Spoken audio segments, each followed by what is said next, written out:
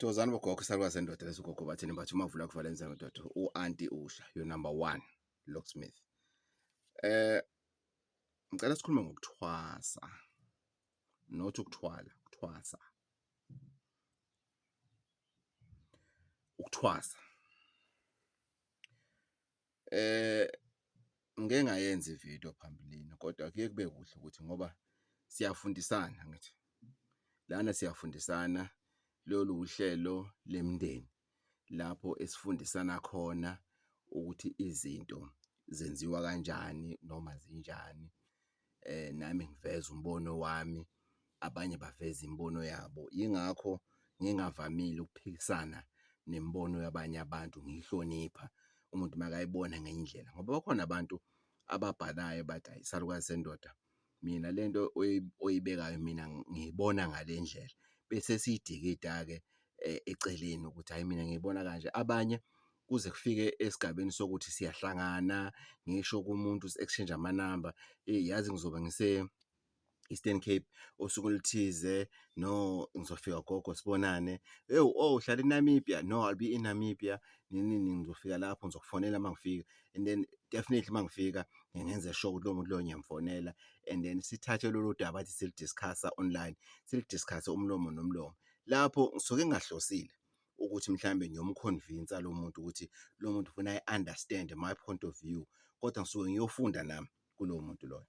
So la odabeni lokuthwasa engazathi siliyeke kakhulu ukuba complicated kwakhona. Asiqale la sivumelane siphikisane futhi kulungile into enhle leyo. Uma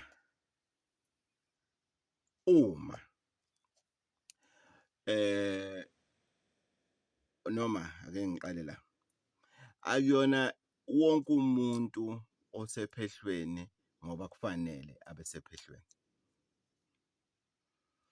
Angizokujula kakhulu kuyizathu zami ukuthi lokho ngushiso yini, kodwa ngizoyikha phezulu kodwa ngibe ngene endabeni phezulu ngokuthi sesiphile ezikhathini enzima manje na ezikhathini zezidakamizwa. Ngiyacela kubazali ukuthi uma ugogo bathini Mbatha athi enganeni yakho kufanele ithwasa and uyabona ukuthi ingane yakho noma uyayazi iba neqiniso umuntu omdala, iba neqiniso mzali, uyazi ingane yakho ukuthi kuyaba nenkinga yedakamizwa, uyazi ingane yakho kuyaba nenkinga yotshwala.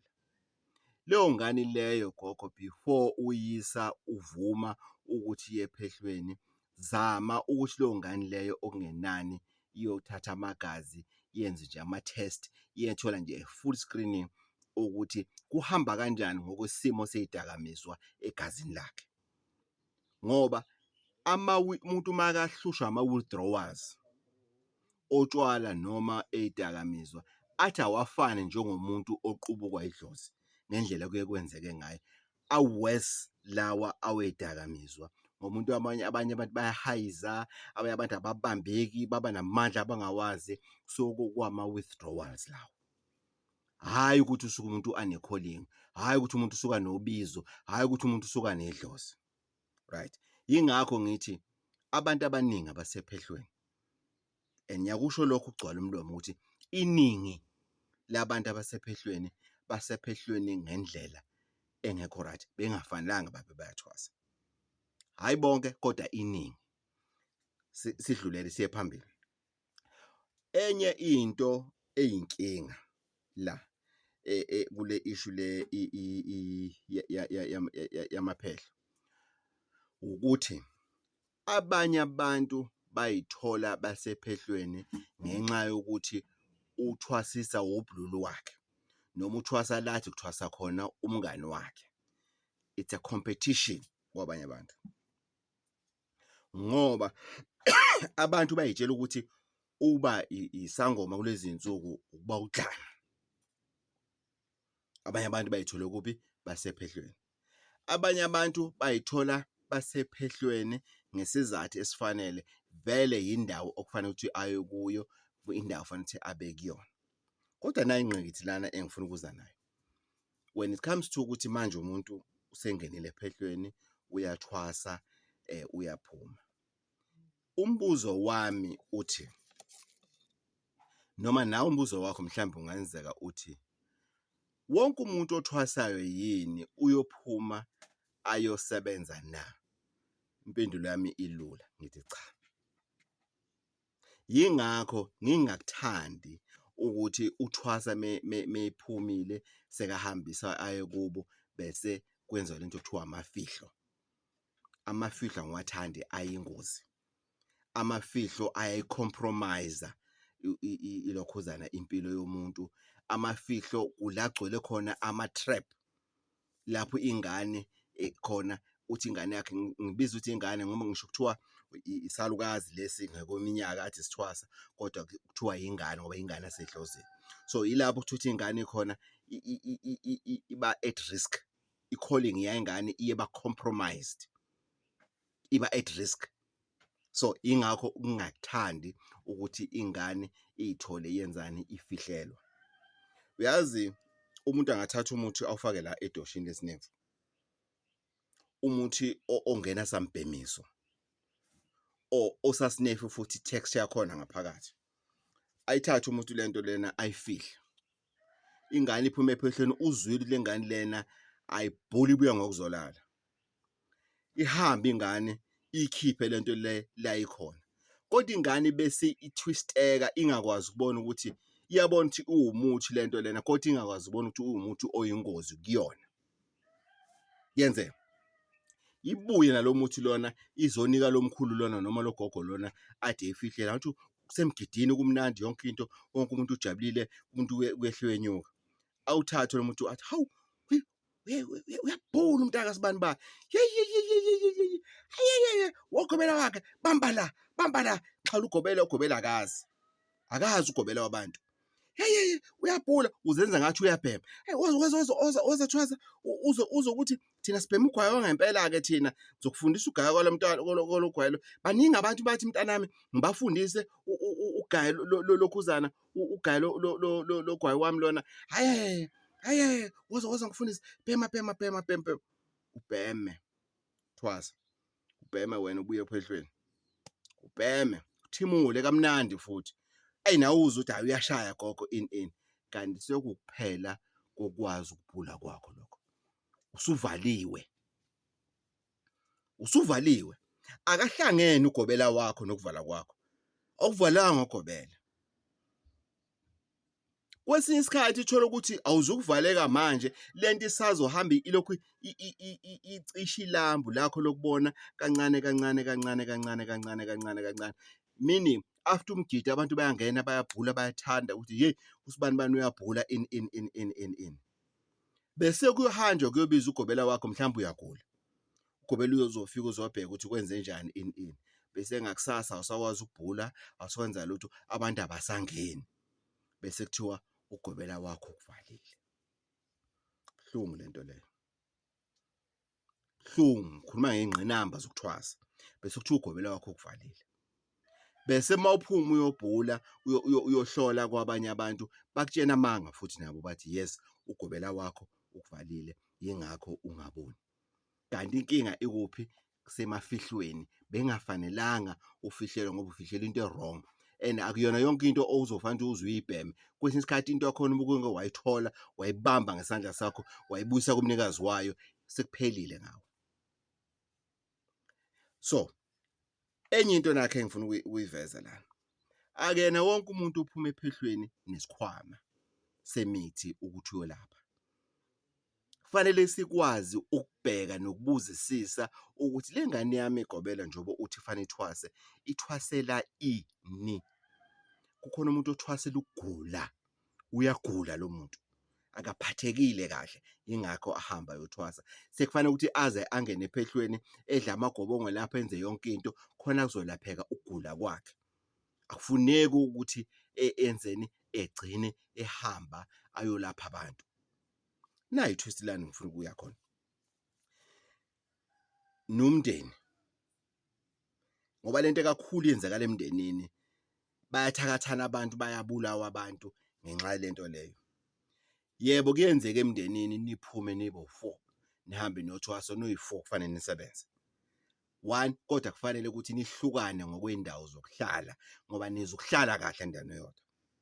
2, kuyenzeka ukuthi ingane 1 lese umndeni omkhulu, ubathini uhambile wayothwasa, kodwa ubathini akanalo idlozi lokuthi elaphe ebhule abantu, kodwa ubathini uyakuthanda ukwelapha.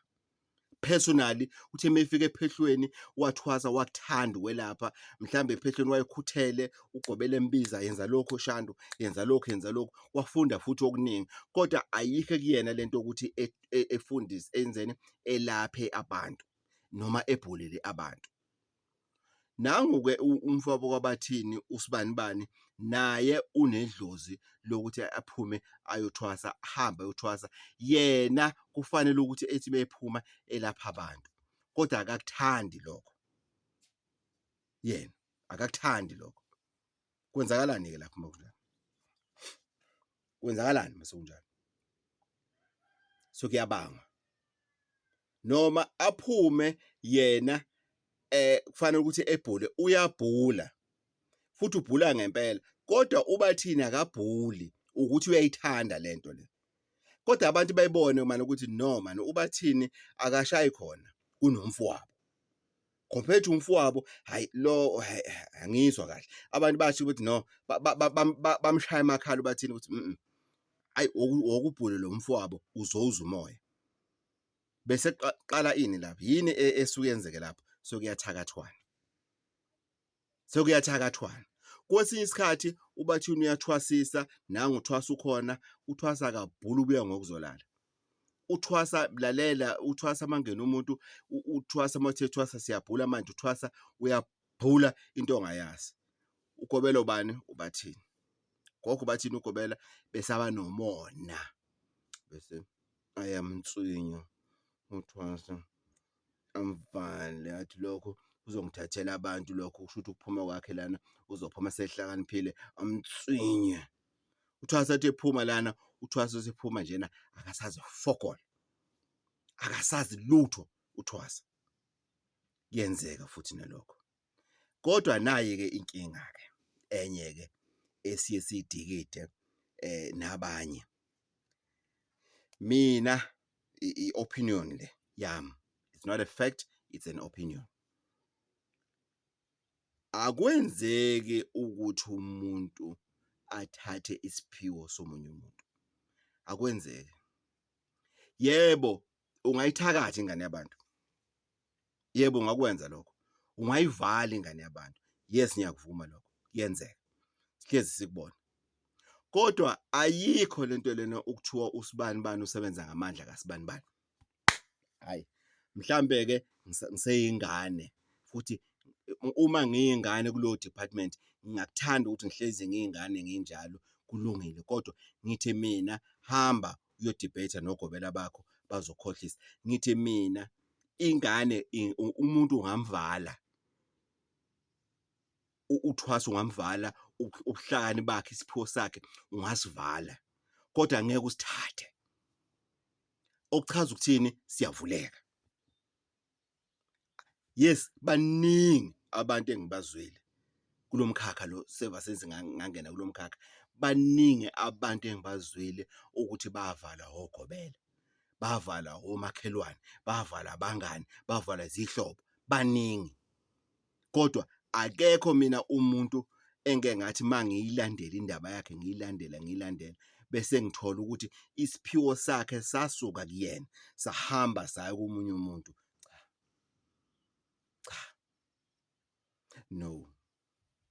No, hayi cha. Why ngithi cha? Ingoba avele akwenzeki. Engizokunika umzekelo. Uye uzwe labantu kuthiwa uSibanibani esikoleni kuthiwa wayehlakaniphile into ongayazi. Wayehlakaniphile, kuthiwa umngane njena wamphathela into, wathimula kabili, waphuma umongozile, waba isidoma into ongayazi. noma nje njengoba umbona njena kuthiwa wathathwa umngani wakhe bebefunda naye sekayiphuzela njena wayehlaniphile esikoleni ini. Loyo mngani wakhe uhlakaniphile yini? Ake siqale lapha emuva ukuthi loyo mngani uhlakaniphile yini? Why kungekho umuntu ukuthi lo muntu lona umuntu ade ehlakaniphile ade behlala naye eklasini uye ade ehlakaniphile lo wathakatha lo wathatha inhlakanipho kwalo wayiletha kulo. That is my logic. Kuyenzeka yini ukuthi yes manje wayehlaniphile esikoleni, angifuni ukwenza ngezaphula ngami lapho ngoba azange ngihlakaniphe nje esikoleni babe ngiyayikhohlisa.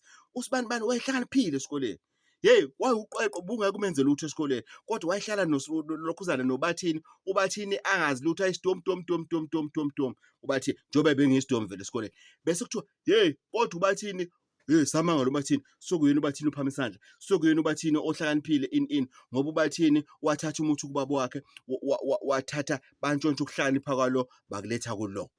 That is my example. Thokozani bogogo nomkhulu, sakala sendoda lesigogo bathini bathi alutsha.